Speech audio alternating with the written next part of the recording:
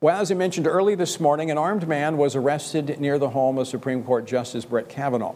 The suspect, who was carrying a gun, a knife, and pepper spray, reportedly told officers on the scene that he wanted to kill the justice after finding his address on the internet. Now, meanwhile, churches and pro-life facilities continue to fall victim to acts of violence and vandalism by pro-abortion activists, with the latest being a pro-life pregnancy center outside of Buffalo, New York, that was firebombed yesterday. Question is there more that can be done to protect pro-life advocates from these attacks that are being generated because of the possible overturning of Roe v. Wade? Why are we not hearing anything from the administration on this? With me now to talk about this, U.S. Senator Steve Daines of Montana. He serves on 4 Senate committees, including the Finance Committee. He is also the founder and chair of the Senate Pro-Life Caucus. Senator, welcome back to the program. Good to be with you, Tony. First, can I get your reaction to the arrest of this man outside the home of Justice Brett Kavanaugh? Well, I was up early this morning in Washington, and I was perusing through my Twitter feed, and I saw the news where this man was arrested the wee hours of the morning. Violence is never the answer. No matter what side you're on any issue, violence is never the answer. This is shocking. I feel just bad for Justice Kavanaugh and his family, his sweet wife, his children. And here we are, Tony, remember, it was over a month ago that we unanimously passed. Unanimous. Now, not much gets done in the Senate with unanimous consent, but this did. It was a unanimous motion to beef up security for our Supreme Court justices. The House has been sitting on that for over a month. Tony, I just got to say, the hypocrisy that we're seeing, where here they're getting geared up with ABC producers that now are hired with Schiff and the team there and the Democrats in the House to produce this made-for-TV January 6 hearings. So they're all wrapped around the axle on that, but they have doing nothing to lift a finger to move what we did in the Senate expeditiously to pass this provision that allows us to beef up security for our Supreme Court justices. And I hope what happened this morning will be used for the good to get the House moving forward and get this done and on the president's desk. Senator Daines, I mean, should we really be surprised by this when we hear such intense rhetoric from the other side? In fact, I want to go back a ways and play a clip of the Senate leader, Chuck Schumer. Listen to this. I want to tell you, Gorsuch, I want to tell you, Kavanaugh, you have released the whirlwind, and you will pay the price.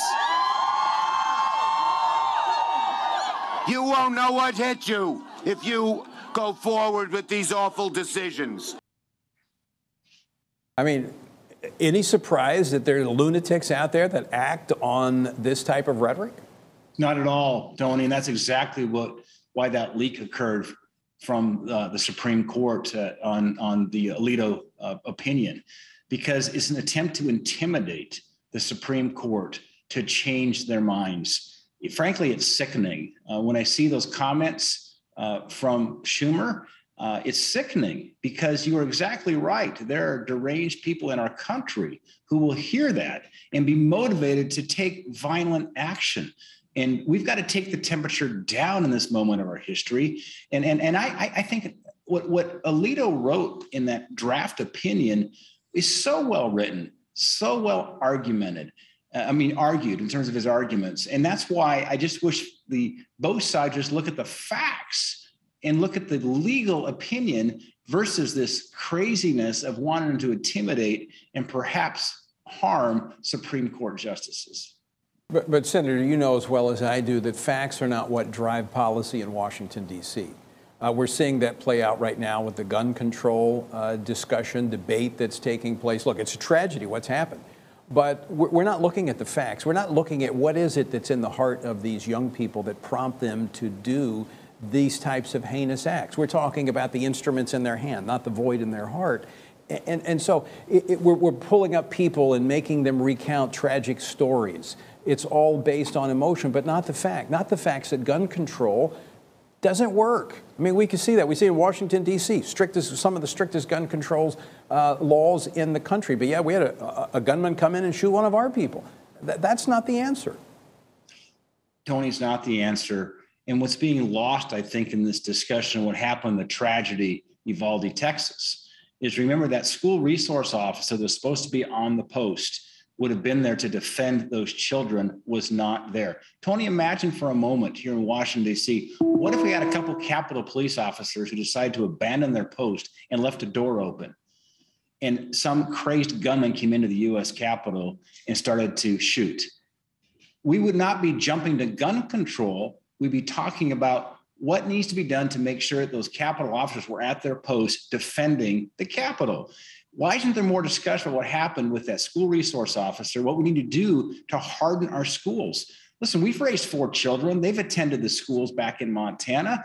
I want my children to be safe, but you're exactly right. Until you get to the core issue, first of all, understanding evil that's present in our society and how we defend innocence, and that will be through hardening targets and having men and women who understand how to operate a firearm and to guard our schools. That is not that complicated, but needs to be done.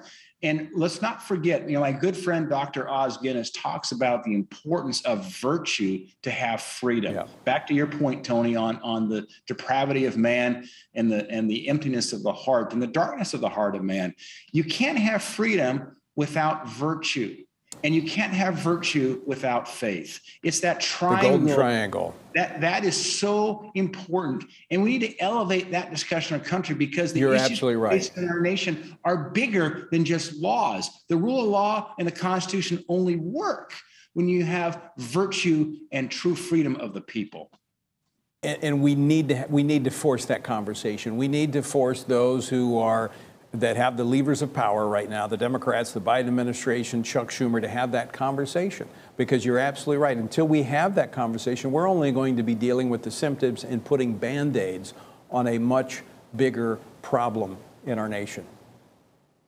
No doubt about it. And that's why it's the important role. We have limited capacity here in Washington, and we're called to do this important work in terms of laws. And, God ordained the work of government, frankly, to restrain evil and ensure that societies and communities flourish. But without the work of the church, without faith that produces virtue, which produces then true freedom, that triangle we just talked about, ultimately we'll never get the country back on a course where it needs to be, based on the inheritance we've had from our grandparents and great-grandparents. We're drifting away from that, Tony, and that's got to be part of the dialogue and the solution for this country to continue to be the amazing leaders that we are and the hope of the world. Senator, we're up against a break, but very quickly, is there going to be a compromise piece of legislation coming out of the Senate on the issue of dealing with violence? Well, I think if we really get to the core issue, something that's actually going to do something to keep our kids safer, hardening the targets there as it relates to our schools, dealing with the issues of, when you make a threat on social media, that is a felony. These kids who make those kind of threats need to be arrested and charged with a felony. If we were to do that, and we're seeing law enforcement do that across our country in certain cases, that's how you restrain evil. You don't just coddle them, put them through some of the mental health counseling and release them. Those deranged young people will commit these horrible, murderous acts. Right. I want my children and grandchildren protected. You charge them with crimes and you lock them up. Enforce the laws that we have. Senator Steve Daines, always great to talk with you. Thanks so much for joining us today. Thank you, Tony.